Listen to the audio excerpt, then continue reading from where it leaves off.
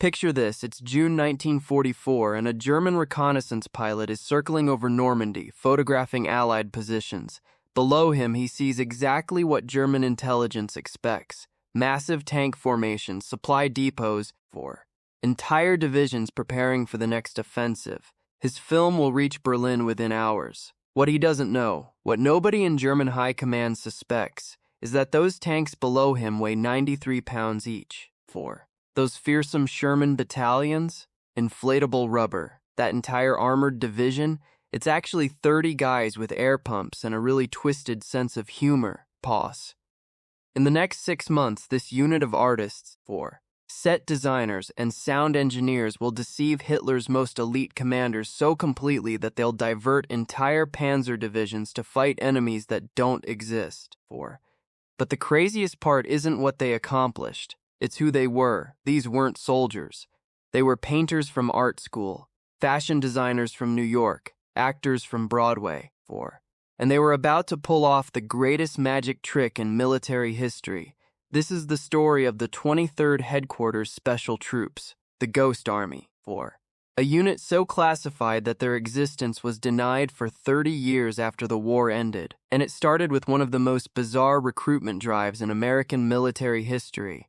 Here on Obscure Walbruldoo Chronicles, these are the stories we live for, the ones buried under big headlines about D-Day and the Battle of the Bulge, the moments where creativity became more dangerous than firepower. If that's your kind of history, hit subscribe, because in early 1944, the U.S. Army was facing a unique problem. They needed to fool German intelligence about Allied troop movements, Traditional camouflage wasn't enough. They needed something that could create entire phantom armies. So they did something that sounds insane. They went recruiting at art schools. The order came down from the highest levels. Find artists, designers, anyone with creative skills and a security clearance. Train them to think like generals while painting like Picasso. It was the kind of plan that only made sense in the desperate logic of wartime. January 1944, Camp Forest. Bill Blass, yes, the future fashion designer, stands in an army recruitment line alongside painters, sculptors, and sound engineers. None of them know what they're volunteering for. The recruiting sergeant asks each man the same question. Can you make something look like what it's not? Those who answer yes get sent to a classified training facility. The rest go to regular infantry. Actually, let me back up here because I need to explain just how bonkers this whole concept was. The Army was asking civilian artists to master military tactics, learn to operate in combat zones, and create deception so convincing that they could fool professional intelligence officers. Oh, and they had to do it while being shot at. The training was unlike anything the military had ever attempted. At Fort Belvoir, Virginia, these artists learned to inflate 30-ton Sherman tanks using bicycle pumps. They studied German reconnaissance patterns to understand exactly what enemy pilots would be looking for. They practiced radio procedures so they could impersonate entire divisions, but the real genius was in the details. It wasn't enough to just blow up a rubber tank and call it a day. These guys obsessed over every element that would make their illusions perfect. They created fake tank tracks using special rollers. They set up dummy supply dumps with real-looking equipment. They even scattered authentic-looking garbage around their fake campsites. I'll be honest, I think these guys were having way too much fun with this. One unit spent 3 days perfecting the art of fake laundry lines because they realized German photo analysts always looked for drying clothes as evidence of troop presence. Another group developed a technique for creating realistic tire marks that would show up in aerial photographs. March 1944, a field outside London.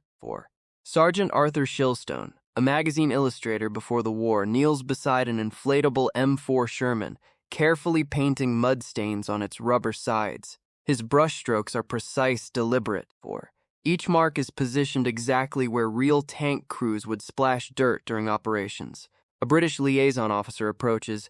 Bit much attention for a piece of rubber, isn't it? Shilstone doesn't look up. Sir, if this doesn't fool a German pilot from 10,000 feet, real tanks crews are going to die. But the visual deception was only half the magic. The other half was pure theater. 4. The Sonic Warfare Unit, officially called the Special Effects Team, was probably the most diabolical part of the whole operation. They had developed a mobile sound library that could recreate any type of military activity. 4. Tank columns, artillery movements, entire infantry divisions on the march. Their equipment was staggering. 500-pound speakers that could project recorded sounds for 15 miles. 4. Radio transmitters powerful enough to overwhelm German listening posts. Professional actors who could mimic the radio chatter of specific Allied units with perfect accuracy. The recordings were masterpieces of audio engineering. 4. Real tank engines revving, actual convoy movements, genuine radio traffic from combat units. They even recorded the specific sound patterns of different Allied divisions. 4. Because German intelligence knew that British tanks sounded different from American ones. But here's what gets me. They didn't just play these recordings. They choreographed them. Different sounds at different times. 4. Building a complete audio picture of military activity that would match what German observers expected to hear. Tank engines in the morning. Radio chatter during the day. Maintenance sounds at night. April 15, 1944. 4. Countryside near Dover, England. Technical Sergeant Harold Lehner crouches behind a camouflaged speaker system, headphones on, monitoring German radio frequencies. At precisely 0634, he activates a recording of Sherman tank engines warming up. 3 miles away, his partner triggers the sound of a mechanized convoy moving through a village. Across the channel, 4. German listening posts dutifully record the presence of a massive armored formation that exists only on magnetic tape. The Germans took the bait completely. 4. Wehrmacht intelligence reports from this period show them tracking Allied divisions that were pure fiction. Panzer units were being repositioned to counter threats that existed only in the imagination of American artists. 4. And then came D-Day. Operation Fortitude South was their first real test. While the actual invasion force assembled for Normandy, the Ghost Army created an entire Phantom Army group supposedly preparing to invade Calais. 4. General George Patton, who the Germans respected and feared, was placed in command of this fictional force. The deception was breathtaking in scope. Inflatable landing craft bobbed in British harbors. 4. Fake radio traffic suggested massive troop buildups in southeastern England. German agents in Britain, most of whom were actually double agents controlled by British intelligence, filed reports about Patton's fictitious army. 4. But the Ghost Army's role went beyond just supporting D-Day. After the landings, they were shipped to France to begin the most dangerous part of their mission, battlefield deception under fire. The truth is, 4. We don't know exactly how many lives they saved, but every German division that chased their phantom formations was a German division that wasn't fighting real Allied troops. 4. Every panzer unit repositioned to counter their fake threats was a panzer unit that couldn't reinforce the actual front lines. June 23, 1944. A field near Carentan, Normandy. 4. The Ghost Army is setting up their first combat deception, Operation Elephant. Corporal Ned Harris, a former Broadway set designer, 4. Directs the inflation of 20 rubber Sherman tanks while actual artillery fire echoes from 2 miles away.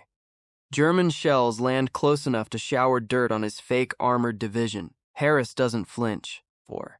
He's seen scarier audiences in theater. Places everyone, he shouts. We're about to give Jerry the performance of his life. The most dangerous mission came during the Battle of the Bulge. In December 1944, 4. When German forces smashed through Allied lines in the Ardennes, the Ghost Army was rushed forward to hold a crumbling defensive position near Luxembourg. This wasn't about fooling reconnaissance anymore. 4. This was about convincing attacking German infantry that they were facing a full-strength Allied division instead of 30 guys with rubber tanks and speakers. The margin for error was 0. If the Germans figured out the deception, 4. The entire Allied line could collapse. For 3 days, they held their position using pure theater. Radio operators broadcast the chatter of a mechanized division. Sound trucks played recordings of tank movements. 4. The few real soldiers in the unit wore different unit patches and spread rumors in local villages about massive reinforcements arriving. It worked. 4. German intelligence reports from the period show them tracking the movements of Allied units that existed only in the minds of American artists. Attack plans were modified, resources were diverted. 4. And a handful of creative soldiers held a line that should have required thousands. December 20th, 1944. Near Vianden, Luxembourg.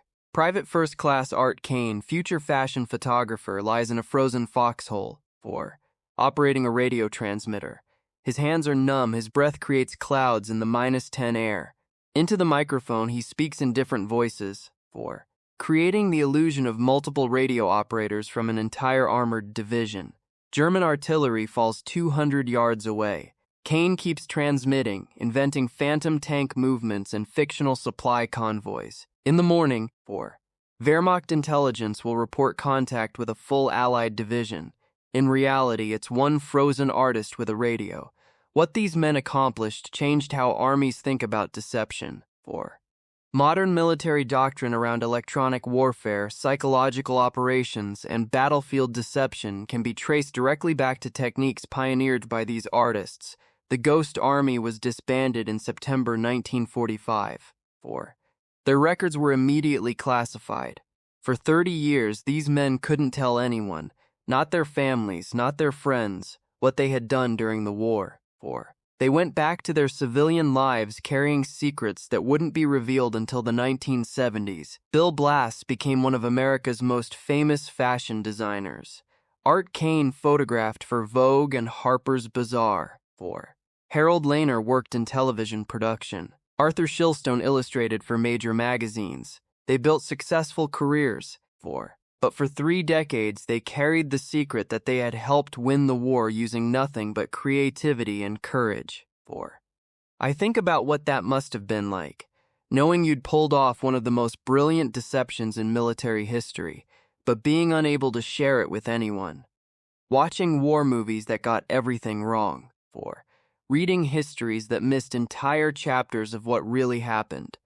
3 sickens, but here's the part that stays with me. These weren't professional soldiers. 4. They were artists who answered their country's call and discovered that imagination could be just as powerful as artillery. 4. They proved that creativity isn't separate from courage. Sometimes it requires more bravery to think differently than to fight conventionally. Today's military uses electronic warfare, cyber deception, 4, and digital camouflage, all techniques that trace back to what these artists pioneered in 1944. Every time a modern army uses misdirection to protect its troops, 4, there's an echo of what the Ghost Army accomplished with rubber tanks and sound trucks. Turuwanin. The National World War II Museum, New Orleans. 4. A small display case contains faded photographs of inflatable tanks and a handful of personal items from Ghost Army veterans. Most visitors walk past without stopping. But the placard reads, "In warfare, 4. Sometimes the most powerful weapon is the one your enemy never sees coming." Next to it, almost as an afterthought, this deception unit saved an estimated 15,000 to 30,000 Allied lives. 4. Pause. 2. There's something beautiful about the idea that in humanity's darkest hour, artists picked up brushes instead of rifles and still found a way to save lives. 4. They proved that you don't always have to destroy your enemy. Sometimes you just have to confuse him long enough for someone else to win. If this story meant something to you, 4. Share it with someone who appreciates both military history and creative courage. 4. And if your family has a World War II story, maybe about a grandfather who served in ways that weren't traditional combat, we want to hear it in the comments. 4. These stories matter because they show us that heroism comes in forms we don't always expect. This is Obscure World War II Chronicles. Until next time.